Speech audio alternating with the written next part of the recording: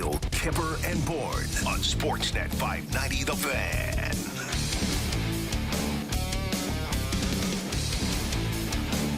Welcome back to Real Kyper and Bourne. Today, we don't have Kyper. We have my boy, Sammy McKee, in studio, back from a lovely little vacation. How you doing, Sammy? Doing well. Doing well. Would say I'm refreshed, but No. no. I can't believe you know what's great? Huh. Vacation. Yeah. Yeah, high end. Well, High some end. people may say doing a 1 hour show a day and nothing else Yeah. is borderline vacation. Sure. But just not thinking about or any work. Like we have a sweet job. I love my job. I legitimately love coming in here every single day. Same. There's so many people in the world that would strive to be able to have that feeling about their job. But when you get to time off any job, Yeah. not thinking about it. I didn't think about you guys for 1 second. It's not, that's great. I'm happy to hear that. It's Thank you. not like you sat in your backyard in a hammock, though. You went to Cabot. Yes, I Cabot, did. for those of you out there who don't Yes. know, is one of two courses on my bucket list, Yes. along with Augusta National. Yes. It's in Nova Scotia. Yeah, Nova Scotia, Cape Breton, Yeah. Cape Breton Island, Nova Scotia, the spectacular part of the world, Right. God's country. And yeah, Right up against the ocean, cliffs. yeah, played 1, 5, and 8 courses in the country. So number 1, number 5, number 8. in Wow. 3 days. Yeah. And Spectacular. I will say, quick story. 15 at Cabot Cliffs is probably maybe the most scenic hole on the number 1 course in the country. Up over a huge cliff, right down towards the Atlantic Ocean. Just absolutely breathtaking. You hit a drive, it runs forever. Anyways, I hit my approach shot. I'm walking up to the green, and the group in front of us, the guy goes, "Is that Sammy from Real Kyper and Bourne?" No Yes. way. Yes. Come on. Yeah, it's Real Kyper and Bourne. And he's like, "There, Leafs talk. I love the show." How is that even possible? I have never been more embarrassed in my life. Because you don't handle that well. No, eh? well, I'm getting better. Yeah. But, I was like, oh my God. And my buddy Neil and my other buddy Keegan, who lives out there, works there. They did not let me hear the end of that for the rest of the time. So Yeah. of all the places you expect to get recognized, 15th at Cabot Cliffs was not really one of them I expected. That's cool. Yeah. And I'll shout out, I think his name was Tom, young up, man Tom? named Tom, who shouted me out. It was there with his brother, I think, and his uncle and there was a Jack, there was a Mike, a Brian, I think. I think you're picking the world's most generic I think man those are the names. names. I think if Tom's out there, you want to tweet me or text me. I think I Yeah. got the names right. Tom, Jack, Brian, Mike. I met them all. So it was That's great. unbelievable. Well, awesome. Very Yeah. jealous. Glad you got to do that. Before we turn the page from golf real quick, awesome U.S. Open yesterday. I know you got to talk about it a little bit. Yeah, Rory is just the least clutch golfer of all time. That is my take. Yeah. It's crazy, too. Like, Make played one of those great putts. golf. Yeah, something's got to go in. It He plays goes in. great golf, finishes second. A lot of love for that. It's not. I mean, he's not playing these majors that would get second. Yeah. God, he's so rich. Yeah. How much do you make from doing that? Like, it just gets the rich get richer. But you just got to make a putt. When he's standing over these things, I have no belief that he's going to make one. He's the opposite of Tiger. Yeah. Where it's like when Tiger's standing over these putts in big moments in his prime, you're like, there is 0% chance this doesn't go in, or like kisses the edge. And Rory's standing over it, and you're like, there's just no way. Would you compare him to the Leafs? In terms of how much Brent Gunning loves them, yeah, probably. In terms of how close they are to success and can't quite get over the hump? No. It's not a bad parallel. Rory's won majors. So. It's but so have the Leafs. Fair enough. About the same amount of time ago. So no, All it was a spectacular. I went to the Argos game last night. Watched a lot of the US Open on my phone. That to me is the epitome of doing stuff that I would just be like, I was just on vacation. Why am I going to an Argos game? I had already committed, and I hate canceling. I have a really guilty conscience. I hate canceling on stuff, and I ended up having an excellent time. It was a beautiful night. So there you go. And hey, support our Argos. Why not? And sorry, everybody in the chat. God, they hate golf. 4 minutes. It's funny. You think hockey and golf fans, you think there's a bit of crossover there. It is just universally lauded. Like everyone is like, no golf. Sorry for my golf people out there. All right, 4 minutes. We got Sammy back. We got Derek Brandeo and Jen Rolnick on the other side of the glass. Hello. We are going to be joined by our guy, Gord Stellick's going to pop by later and just give us his thoughts on some of this stuff. I thought because you weren't here last week, a few things happened. I know. The Stanley Cup was handed out. Yeah.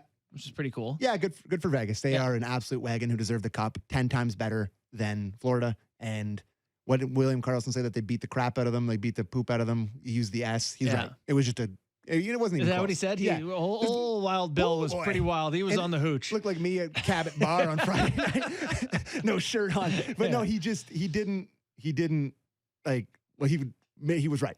There's no contest. It wasn't Outclassed. The Totally. last game was like, we actually made the comparison before the series started to Vancouver, Boston, that Stanley Cup final, and how the Canucks would eke one out at home and then get dummied on the road. And eventually it just felt like it was going inevitable. to go the right way. And this series was no Yeah, different. but God, I love Mark Stone. Yeah. Mark That Stone. seems to be the consensus from this playoffs is not like Petrangelo's the guy you need or the goal. It's like everyone's like Mark Stone's You the guy. forget, like, because he kind of was hurt for a long time, and they weren't in the playoffs last year, but he was elite the whole way through, and hat trick in a deciding game to win a cup. That puts you in pretty rarefied air. I love that guy. And One of it's my not favorite guys to even watch. the 3 goals to me. It's the first goal. Yeah. It's that he has that chance and he puts Shorty. it away. Yeah. Bing, right like up top. that's a huge game-changing thing. It'd be interesting to go through the recent history of Stanley Cup champions and find a guy like him, because they exist on all these cup teams. Whether it's Mark Stone or it's Ryan O'Reilly for St. Louis or it's Yanni Gourde for Tampa Bay. Like, there's just always this gritty second line guy that just lives for those moments. I know. It's so true. Like, And so, sure wish the boys in blue had one. well, we're going to talk a little bit about that today. Yeah. One of the things we'll discuss is the unrestricted free agent list. We're coming up on that now. We're less than 2 weeks to free agency. And I don't know. Do you want to skip right to free agents, or do you want to do the other Leafs news and just get your take on the big Can we Leaf talk about stuff? Sheldon Keefe? Let's do Leaf stuff first. It is. I know you're close. You've worked with him closely, and you tend to be more on the side. I of have no Sheldon idea if he likes or hates me at this point after Okay, 2 but- years of doing the show, but we were pals once. Keefe. It is absolutely insane. He's coming back. Yeah.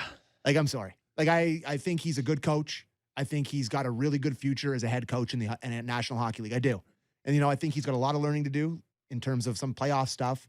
But regular season matters. Regular season record matters. He's got an elite regular season record. He's been really, a good enough coach for the Leafs. But to bring him back to me is, I can't believe they're going to do it. And this extension stuff, and I know it was whispered about before the report on Friday, or was it Thursday that they reported it?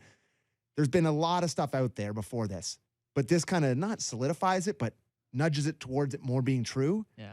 I really can't believe we're here, Barney. You know, Because I I would have know. done it. I would have done it after the Montreal series. Yeah. And that's how many playoff failures ago? So many. It's like, my God, we're like, 4 or 3, yeah. to me, it makes way more sense to bring back Kyle Dubas and get rid of Sheldon Keefe than the other way around. For sure. The one thing, and I've said this about Sheldon and his situation, as someone who believes he's a very good coach and a hard worker, and I don't think he's been the problem. But a thing happens in the NHL where, in all sports, where you can do a good job a long time, but eventually you can just, guys get tired of hearing the same message, or not even if they're not tired, they may not be tired of hearing Sheldon Keefe. Sometimes it's just nice to have a fresh start. Yes. To have every player come into training camp where they're going to get a fresh evaluation, and you don't come in with any preconceived notions or histories or scars of previous relationships. And it's almost some freedom that comes with that. So while I believe him to be a very good coach, I find it hard not to agree with you that it's probably the best thing for the team, but they're not going to. He's coming back. It seems like the thing to me is that obviously Treliving is a very process-oriented guy, and that's what they always talk about in terms of him. I'm worried about that. They to don't have time for process. But talking to every level of people and really getting to know people. He's not upstairs, he's downstairs, the whole thing about him. Yeah. He obviously has had conversations with a lot of the most important people within this organization. For sure. He's talked with every one of those core 4 guys, and Morgan Riley and probably Ryan O'Reilly. Yeah, and assistant coaches, trainers, probably everyone. He's probably talked to a lot of different people. He's been talking. And, I think you can look at this both ways. If the consensus is from all the people that he's talked to that they do like Sheldon Keefe, they do have belief in Sheldon Keefe, that they want Sheldon Keefe back. Yeah. I think as a new general manager, hard to look at them and say, you're dumb. Yeah. And it's like you immediately, especially with some of the contract stuff that's looming here in a week and a half that snuck up on everybody. Yeah. You don't want to maybe ruffle the feathers. Mm-hmm. And you want to maybe keep the people that you're trying to sign to contracts somewhat happy if that's what they said. But on the other side of it, like sometimes comfort is what we've talked about with this team, that there's way too much comfort. Yeah. Like, it's like everyone's really comfortable. Like it's a lack of accountability that everybody just feels, happy. It's the safe space. Yeah, it's funny actually to look at the contrast there with Vegas, where it's like, Pacioretty probably not worth his money anymore. We're just gonna ship him out to Carolina. Literally nothing. Yeah, Paul Stastny, see you later. Oh, the coach, great records, didn't get it done. You're gone, coach. Most beloved guy in the franchise's history, which was not a very long one, but Marc-Andre Fleury, gone. Yeah, they tweeted, his agent tweets a photo of him getting stabbed in the back. Yeah, bang. Like, it's like and everyone in the room is like, I better performer. That's me. So I don't think it's the copycat league thing. It's like you don't have to be completely ruthless and cutthroat to win a Stanley Cup. No. But, at some point, you do have to make hard decisions in professional sports. Yeah. So they've had too much Ruth. They could be a little more ruthless. Yeah. A little too much Ruth, for sure. It is. But So I understand Treliving not wanting to come in and immediately just go scorched earth on the coaching staff and, scare everybody and nuke the relationship that he's going to try to build because he wants to be here for a long time. He wants Matthews to be here for a long time. Nylander, Marner, Tavares probably not. But I do find it pretty crazy that he's going to stick with it. They must have had great meetings. He must like them. Like, what can you say? And that's great. That's great that they like him. And again, I like him. I understand why people feel that way. But, one of the things, if Kyle Dubas tried to do this, what's going to happen here, bring back the coach and the main part of the team, people would be up in arms. It'd be apoplectic. Oh, my God. Be like, how could you do? You need some sort of turmoil. And so it doesn't feel like much has changed. Like, yes. There's 10 roster spots to fill. A lot of different. And what's the salary cap space they have? Like it's a large 10 million. Yeah. Like they got money and they need people. So the team will look different regardless, but it does feel really strange. Like the worst case scenario would be it felt like the worst case scenario was going to be just bleed it into next year and see if this team can figure it out again. But I think the fact that everything is just kind of quiet. There's been no leaks other than the Matthews stuff, which is very interesting. We can get to that in a little bit here. But, do you think a lot of this smoke and mirror stuff, the core force coming back, is there any chance that they're just trying to drive up the price a little bit on somebody? Yeah, not unlike a boxer retiring or a UFC fighter retiring. That's the Stones final tour. Right. It's like Elton John's farewell tour. The year, yeah. So, at the draft, which is a big time spot for big time trades. Like, could we be surprised and see somebody that you wouldn't expect to see go?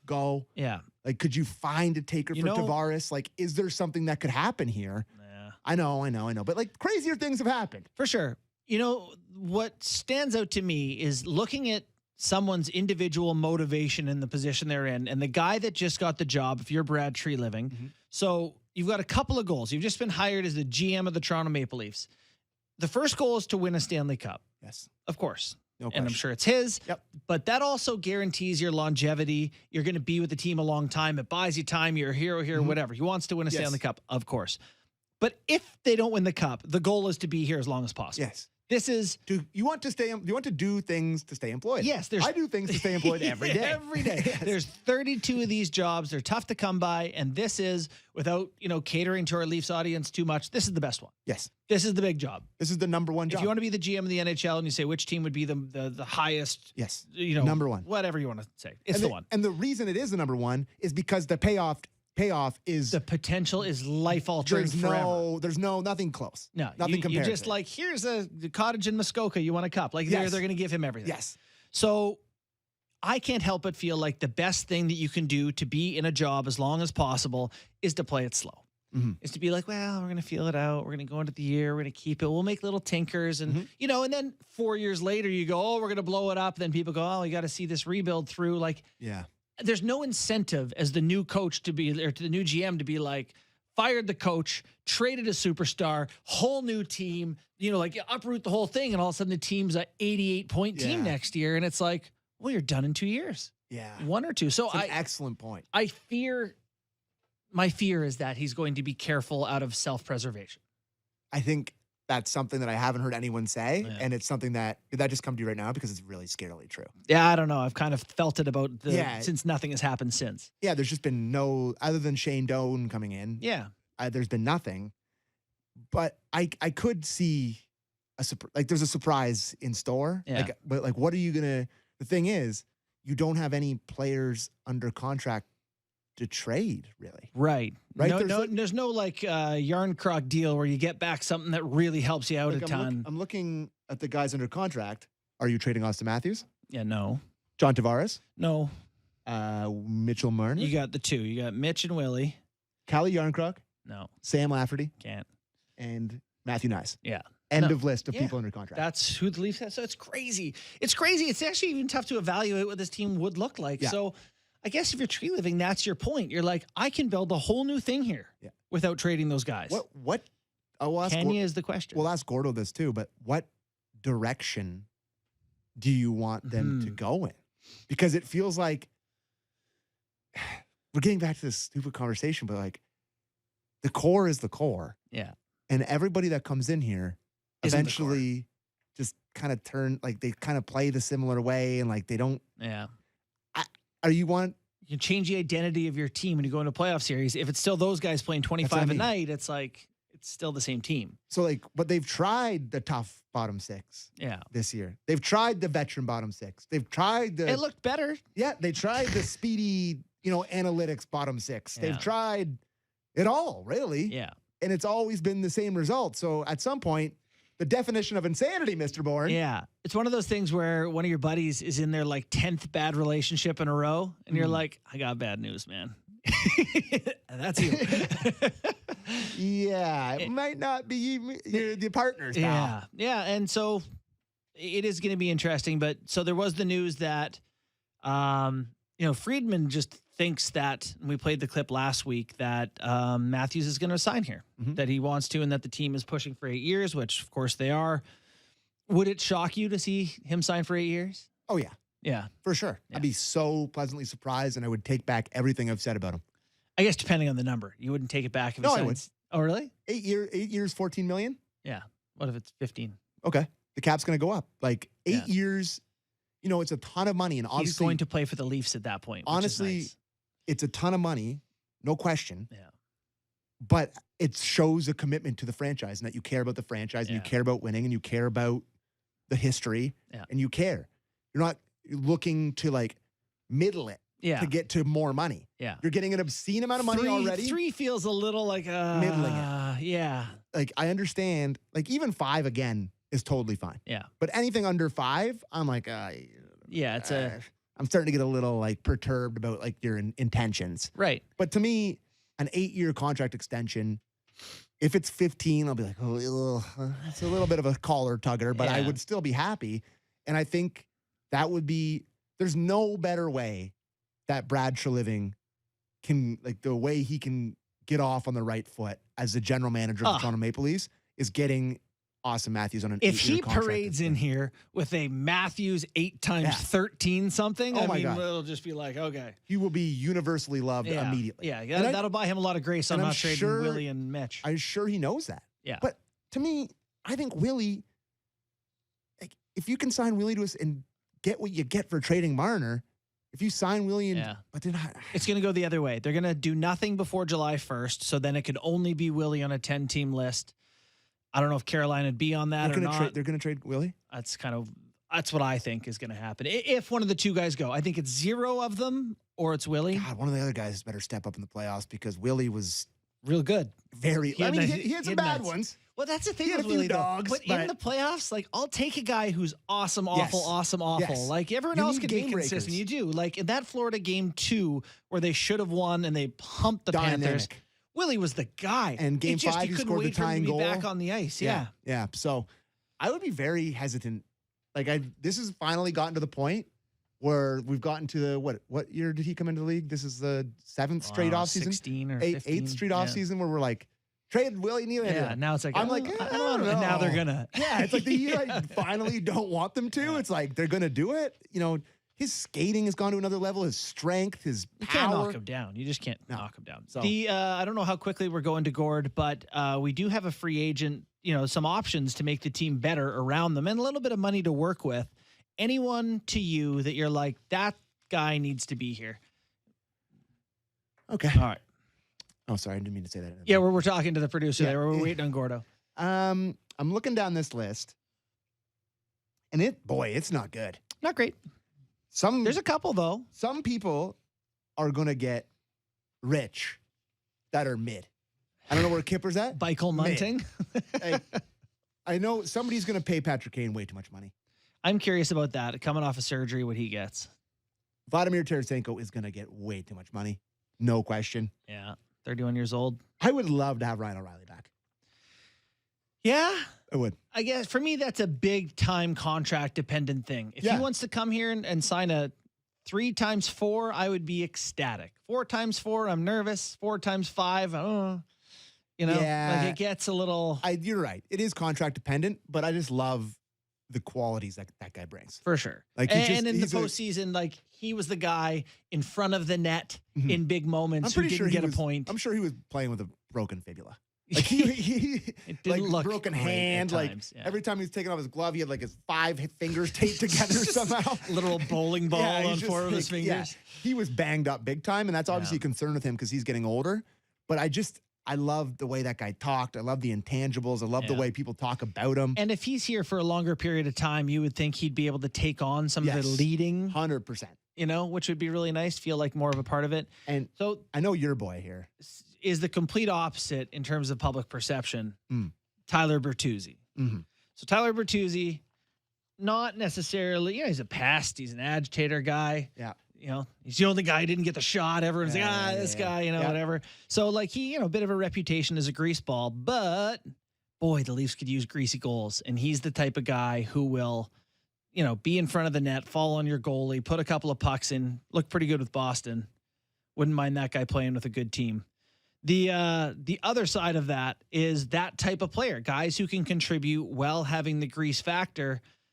Ivan Barbashev is another guy who, for Vegas was an absolute steal. We have Gord. Oh, Barbashev was excellent. Yeah. And that was the guy that we talked about on this show as a guy that they could look into. Remember when we were talking about he's going to get $6 million a year or more. Yeah. I mean, those guys that have the big playoffs in their UFA years. Billy Leno.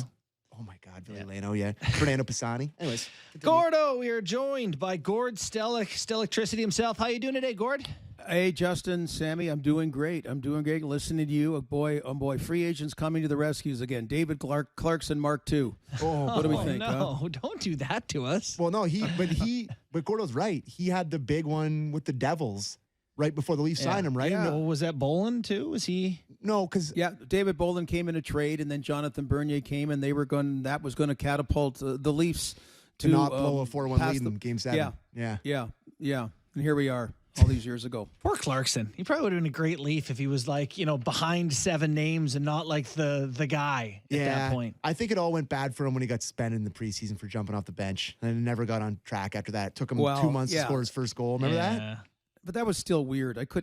Everyone knew the rule, and I know he's trying to show that he's a great teammate. And hey, the guy had horrible injuries, so but the point being is you don't want to get that player like that you're talking about. Oh, wow. Okay. I mean, Jason Blake, another example. The key about pro scouting is, picking up a Barbashev at the trade deadline, and squeezing it through, being that guy at 2.75 or whatever that gets you there. So anyway, it's fun talking. We'll do it all summer, and it's fun listening to you guys about, wax poetic as we are having, one series further, but what is it? 1 step forward, 2 back, maybe 1 forward again, maybe half back. I don't know. It seems like Leaf fans are spinning their wheels again. It's actually really funny, like how quickly it got lost that they won a series. There's like the 10 days there, but you talk to people and they're like, another blown season. It's like, what? Pretty good year. Gordo, you'll be a good person to talk to about this, and you, Bourne.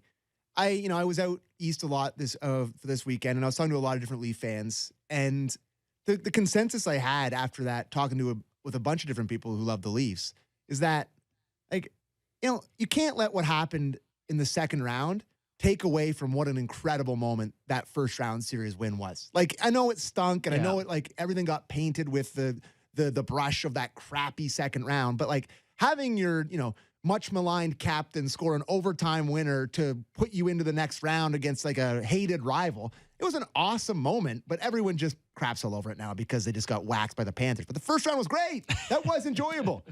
Well, how far east were you? Pickering or Ajax? No, I was in the East Coast. I was in Nova Scotia. I know. I know.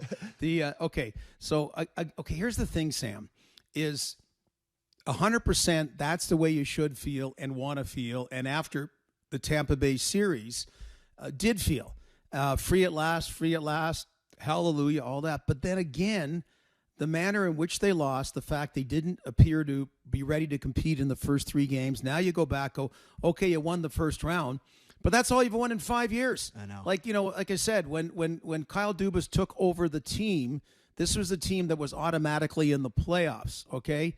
And 5 years later, he's cashing in as the king of Pittsburgh, dining on that record. And I'm not saying that with disrespect to him. Good for him.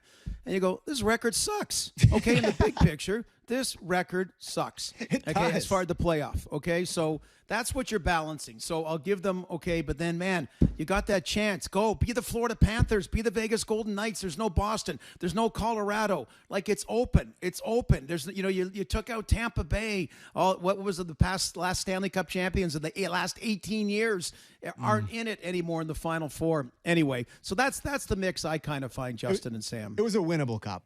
Yeah, it felt like it, given where they sat after one round. So then, Gord, are you okay with what's happening? We're hearing very little about the team aside from Matthews may come back, the core may come back, the coach may come back. Or how do you feel about, the rumors of the tree living era that we could be looking at this very similar Leafs team? Well, okay, when's the last big trade? Like a real hockey trade? Tuukka Rask for Andrew Raycroft, maybe? Which didn't go well. I mean, the Dion Phaneuf deal from Calgary, Jake Muzzin wasn't a big deal. Jack Campbell wasn't a big deal. The Chicago trades, these are good trades. Don't get me wrong. Like I'm saying, there's certain of these trades that were good, certain that maybe not so good. So there's a kind of, it's harder to do it now, with the salary cap. But, they went and did as big a move as you could with John Tavares. That's as big an off-season move as you could do in the last decade, and the Toronto Maple Leafs did it. So, again, I know Kyper disagrees vehemently. I am okay about, it's not like you're looking for the same result at the end, but you cannot trade Austin Matthews. You cannot trade Mitch Marner. These are truly, truly special players. This is a great regular season team. Okay, and so by blowing it all up, you have a team that can't compete in the playoffs and now won't make the playoffs. Like, we're not ready for a rebuild. These mini blowups aren't good ideas. Okay, so all I can say is I know Brad Treliving had a predisposition to defense first when he made deals or signings in Calgary. And that's the way this wasn't built for whatever reasons, because the elite players were forward. So I'm interested in whatever tinkering he can do. Him being in charge, I'm fine. I mean, Kyle was going to be in charge. He got offered the job. So, I don't think there was going to be any tell me what you're going to get back. You don't need to get rid of trade William Nylander just to prove something. What are you going to get a quality defenseman back? Never mind a bunch of futures. You don't want futures now. You don't have futures, I know, but you don't want them right now. You got 1 or 2 more years or whatever that you got to go for it. Yeah, the future is now. Now is the time. This is when you're supposed to be. It's been now. Yeah, it's been now. It's been now for 7 years. Now it's really now. Double dog dare it's now. Triple now. Yeah. So, Gordo, then, there's a lot of turnover ahead on this roster, right? Like, there's 9 or 10 UFAs at the bottom half of the Leafs roster. Like, so Treliving has a real chance to put his own stamp on this without trading one of the core fours. Like, what direction do you want him to go in? Because they've tried all the different types of bottom sixes and different guys to mix in, like the speed. They tried the veterans. They tried a little bit of grittiness this year. Like, which direction do you want him to go in? Well, and it's funny because one of the guys that hadn't done in the past, Kerfoot, came up with a big goal, but in the playoffs. But he's not a guy you're going to have back. So and it seemed, and again, that's what's more disappointing about it, because again, they seem to check all the boxes at the trade deadline with those third and fourth line acquisitions. And this isn't on the third and fourth line, why they didn't get by the Florida Panthers. But what was it about the Panthers' third and fourth line that, competed at a certain level? I mean, this is where your pro scouts come into play, and this is the whole thing about identifying certain players. Corey Perry's that great example. I'm not saying go get Corey Perry, but there was plenty. It showed there was more lemon to squeeze in Corey Perry the last 4 years. God. And who are those kind of equivalents as veteran players? Who is a player not getting a role commensurate with what you think that his playing abilities are that maybe you can bring? It's not Dennis Mulligan, okay? And I'm not. I'm not dumping on trying things. There's ones that didn't work out. There's not enough that worked, though. There's more to me that, again, over the last 5 years that didn't work out than worked. You never got back for cap reasons to Zach Hyman and Connor Brown and, and those kind of guys. And, so that's a problem. Here you are 5 years later, and you're probably weaker depth-wise. So, Gord, take us behind the scenes a little bit, like with the front office and how it works. I want to get a sense for what is happening with the Leafs front office currently, in the sense of there's relationships at play. Kyle Dubas has left. They aren't naming a GM in Pittsburgh until they have an AGM. They seem to know who the GM is. There's a head scout in Toronto that is boys with Dubas. Like, it does feel like there's a lot of relationship dynamics, and we don't get to see a lot of that at the public. That's a major factor in how some of this plays out, isn't it? Yeah, and and when I say this with respect, but hey, go to Pittsburgh and have a good time. Good. Yeah. Brad, there's all kinds of people that can do jobs. Even if it wasn't Brad Treliving there, there's all kinds of competent people out there. And the thing is, Brad Treliving being experienced, he's got all kinds that he can plop in there. And, Brandon Pridham, it seems like a lot of people, Jeff Merrick, one of them, seems to think that he's ticketed to be the GM of Pittsburgh. And if you make him the GM, then that is a way to get him there because it's deemed a promotion. I don't know if that's the case or not. He's a smart guy. He's a quality guy and whatever. And if he can be one of the guys Brad Treliving keeps, I'm sure that's great. But there will be others. It's Brad Treliving's show now. The scouts, they're working for the Toronto. Well, first of all, they hardly have any draft picks. Okay, whatever. They gotta make sure they take some no-dose pills so they don't fall asleep at the table in between picks. So whatever, and if they go, that just goes with the territory. You always have some of your guys and women nowadays. And that's good. Just make sure, like the older days, and I hate to say in my day, Justin and Sam, but there was a little more cronyism. That I would take Sam just because he's a good golfer and I want to win the best ball tournament, right? And then it turns out he's a terrible scout, right? We're now, use it to draw quality people that you work well with. And I'm sure whoever leaves, Brad Treliving, it'll be like a chess game. We'll have someone that can basically replicate that. So we saw the Friedge conversation about Matthews staying here for 8 years. I'm just wondering what that can do for the reputation of not only Matthews in this city, but Treliving. Like, that seems like a massively mutual beneficial thing for both of those guys if they do get an 8-year contract extension done. Yeah, well, keep in mind, the player signs for 8 years. Jack Eichel was in Buffalo for 8 years, and, stuff can change. We always know that. And I know you know that as well. I'm not as hepped on it. I'm saying, hey, if I'm the player, sign 3 years. And I'm okay with it if I'm the team. If I'm the player, sign 3 years, because in 3 years' time, the cap will go up, should go up considerably, and then the next 5, I can make more money. Do you think Connor McDavid wants his term or Austin Matthews' term now in hindsight, right? Mm-hmm. So I'm like, I don't like Brad Treliving doesn't have to do anything cosmetic to look good, okay? So if Austin Matthews signs for 3 years or 8 years, I'm fine with it. Austin Matthews, I want him on my team. I want him on my team at this level that he's playing. Like, if he signs for 3, that means he's here for 4. And 3 years is a long time, Sammy. It's a long. So the 8-year deal, okay, great. But whatever it may be, if Mitch signs short term, I'm fine. Whatever. So yeah, it does seem like Austin Matthews, the indications are that he wants to stay here. So that's the best news I'm getting, because I know he didn't have a Hart Trophy year this year, but he is a special player, and he could arguably end up being the greatest Toronto Maple Leaf of all time if he stays here. Yeah. One of the things that is being said about this Leafs team is that it wasn't their defense that let them down necessarily. They didn't score enough in the playoffs. I don't think they scored more than 2 against Florida. They didn't. Yeah, which is not spectacular.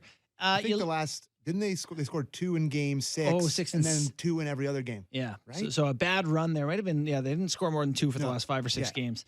So question there then, you see people being like, they got to add offense. But I look at this decor, like Giordano may not come back. Justin Hall may not come back. You're looking, Luke Schenn may not come back. It could be Riley and Brody, and then it's like McCabe, Liljegren, Timmins.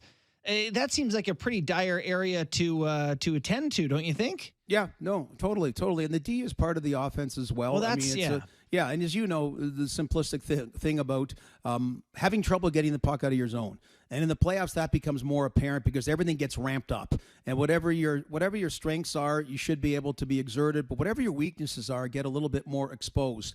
And I know people that, said, geez, I thought TJ Brodie was a Norris Trophy candidate. No, that's not a knock against him. I just mean there's kind of a little bit more of an ordinariness that I think people thought, compared to, say, the Vegas Golden Knight D, for example, which is probably the gold standard. So, yeah, I just, I think there's certain area that's probably, one area that also continually needs to be addressed. I mean, we'll find out a little bit more, what is McCabe all about? Just kind of, can Liljegren get to the next level? Gustafsson, we've hardly got to know you. What, whatever. I just, what are all these things? Morgan Riley, you played like a stud. You're still not a Norris Trophy guy, but you played like a stud that you need a stud D in the playoffs, and you are one guy that delivered the goods. For sure. Yeah. Well, Gord, we appreciate your time in the middle of June. We're trying to get you out for a golf game at one point. I think it might happen Thursday. Oh, is it going to happen? Yeah, no, I just texted that I'm waiting, ready to go. I think I texted that 45 minutes ago, whatever. Yeah. But anyway, and then I said I'm good. So what you said, 11:46? 11:46. Yes, okay, sir, Gordo. Like if I play from tees a little closer, is that okay? Oh, my God. You guys aren't the tips or anything, no, right? No, Bourne is. I won't play the tips. Don't worry. Low standards here. All good, Gordo. We look forward to playing with you, bud. So, and also my gimmies, is that okay? Yes.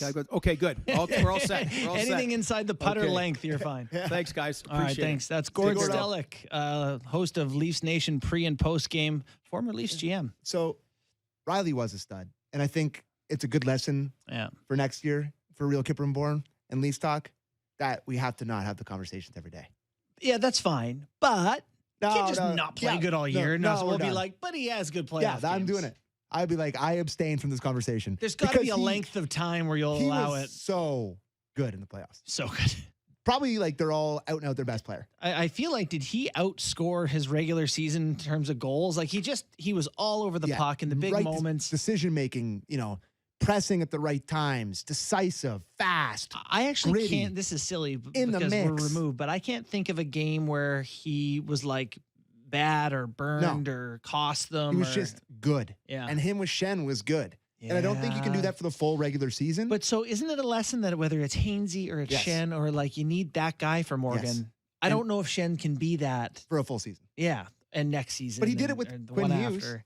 Yeah, but it's just like for him, if he loses half a step, I'm worried. Keep Luke home. Luke's troops, do not let my boy Luke leave. Luke's troops for life. Love Luke.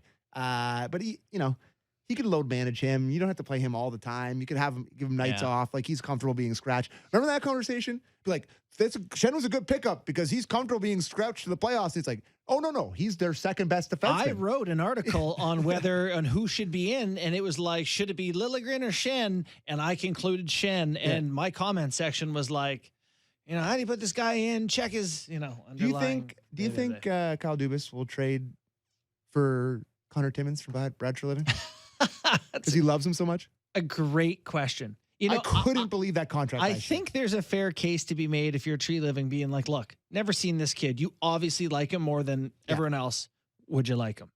Have him. Here you go. But are you worried that Timmins might? No. He's a right shot, 6'2" guy who's been injury prone and never had a chance on a good team. If he was shooting left, he may be in the ECHL. Like, honestly, no way. You've lost track of Connor Timmins. Oh, great. He had like 3 great offensive games, and then I put out a poll. It's like, who's a better player, Justin Hall or Connor Timmins? I was like, Connor Timmins is better. No, it wasn't me who put it. It was Kevin Papetti. Yeah. And it was like 75% of people said Connor Timmins, and I lost my faith in hockey. Let's let Timmins do his thing till I will say this. So we'll give him till Christmas, whatever. But the thing that worries me is I don't love an offensive defenseman trying to find it who's also a third pair guy. Yeah.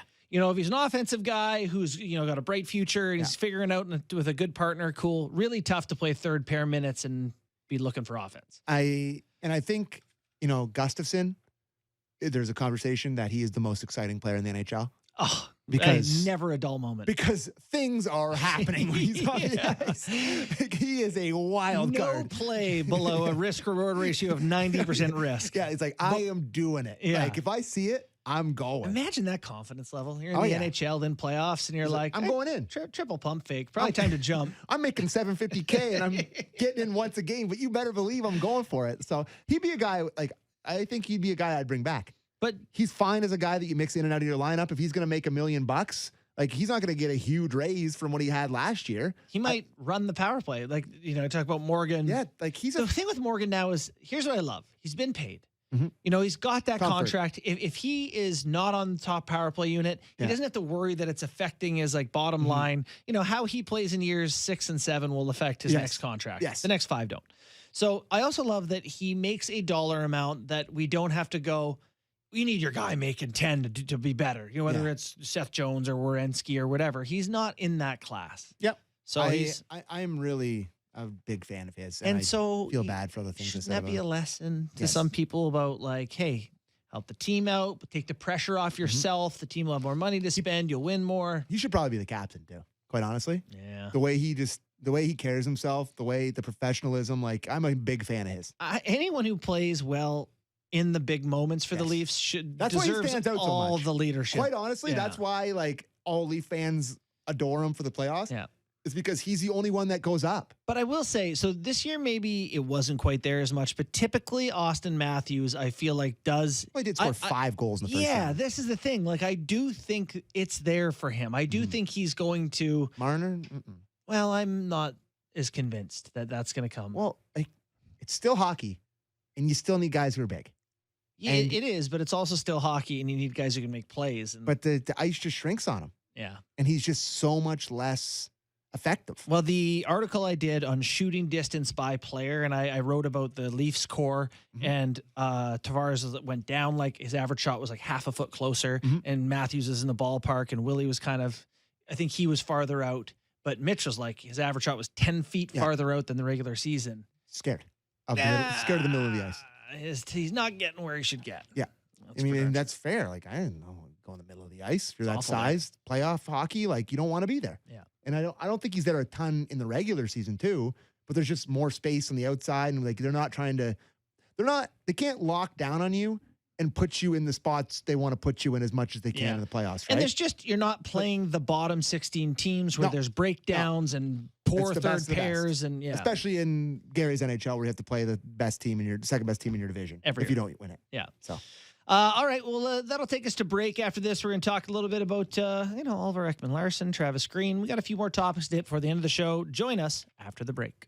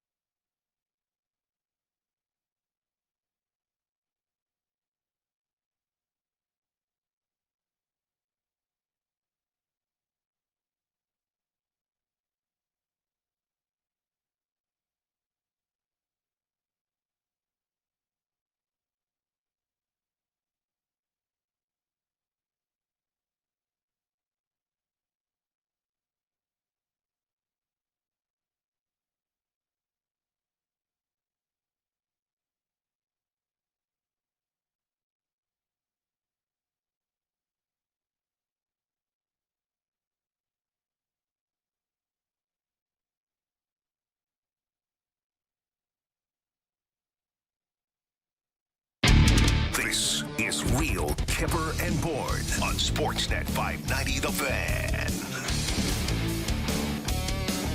Welcome back to Real Kyper and Bourne, joined with Sam McKee.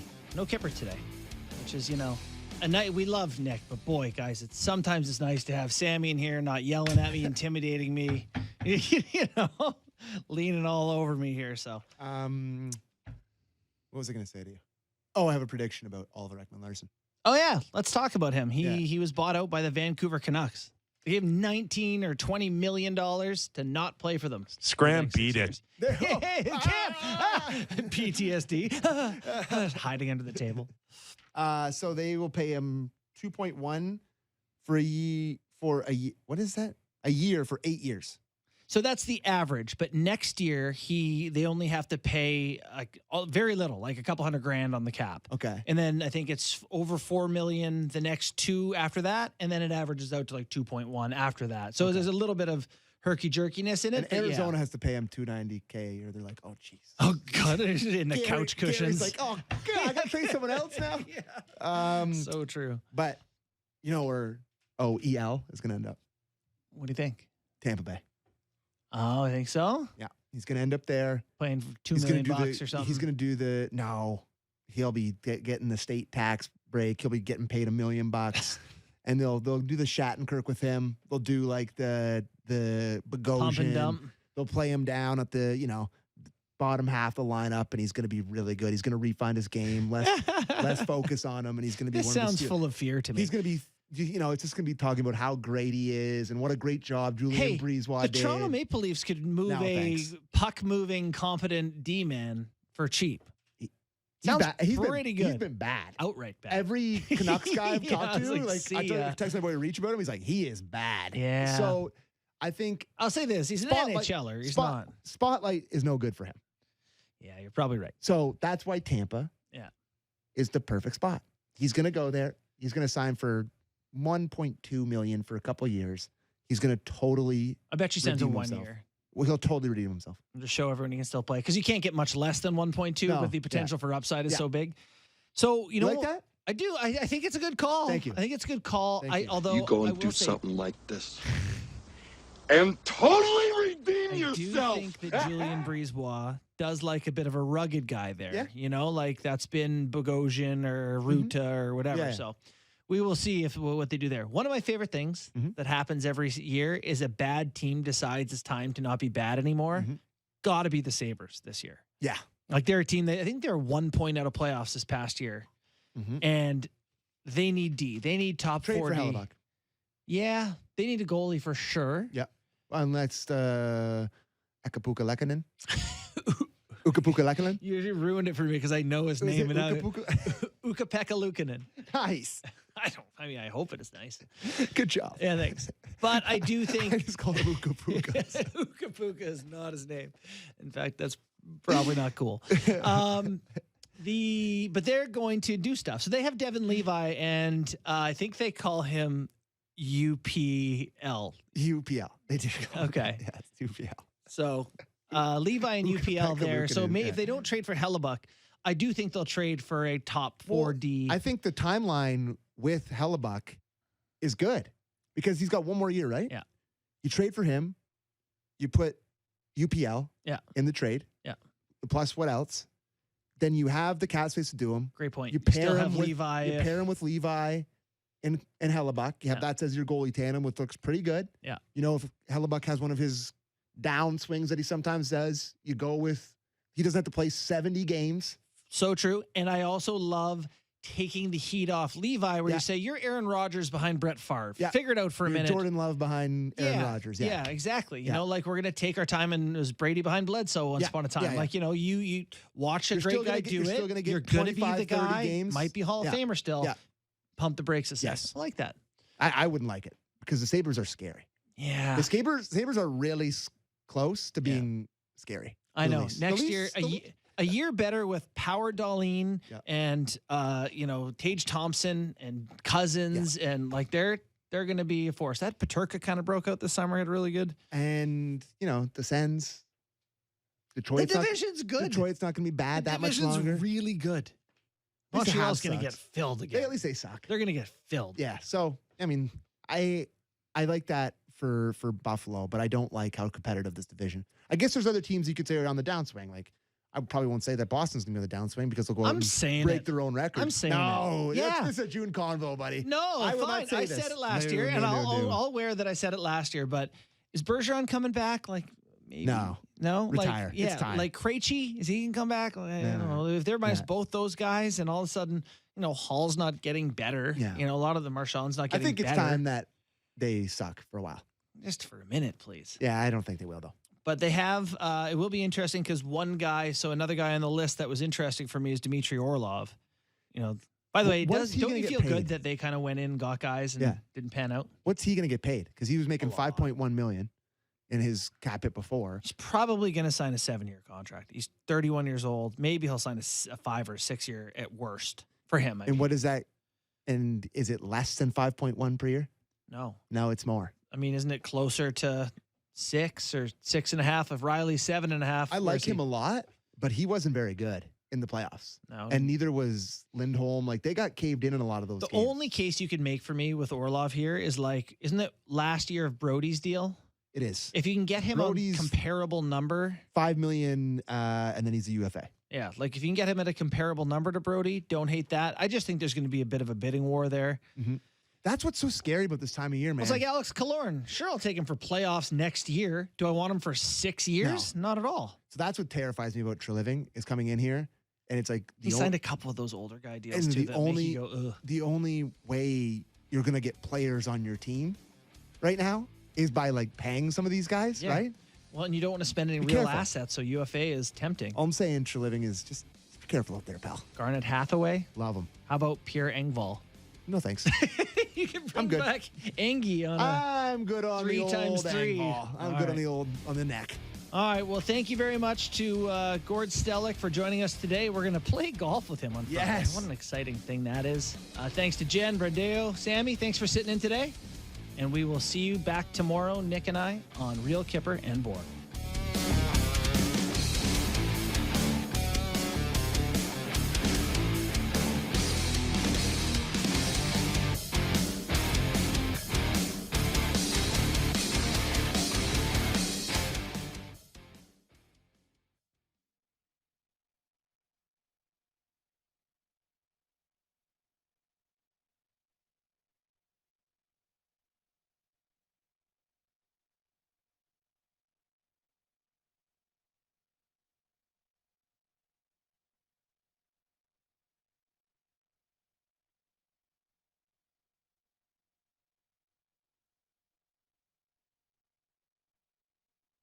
Make road trips more rewarding at Esso and mobile stations with a new no annual fee PC MasterCard. And for a limited time, earn 20 cents per liter in PC Optimum points.